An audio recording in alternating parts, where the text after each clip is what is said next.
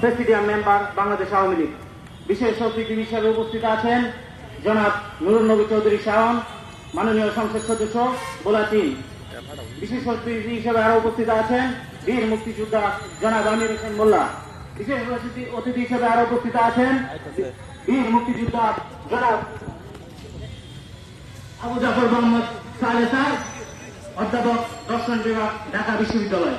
প্রিয় উপস্থিতি, আপনারা জানেন মুক্তিযুদ্ধ মঞ্চ রাজপথ থেকে গড়ে ওঠা একটি সংগঠন, যে সংগঠনটি সৃষ্টির সূচনা লগ্ন থেকে বঙ্গবন্ধুর আদর্শ ও মুক্তিযুদ্ধের চেতনা বাস্তবায়ন করতে সবসময় কাজ করে যাচ্ছে।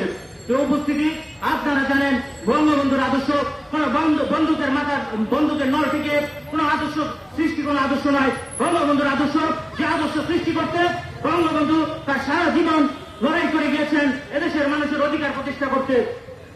প্রিয় উপস্থিতি, আমি বলতে চাই মুক্তিযুদ্ধ মঞ্চ বঙ্গবন্ধুর আদর্শ প্রতিষ্ঠা করতে সেই লক্ষ্যে কাজ করে যাচ্ছেন।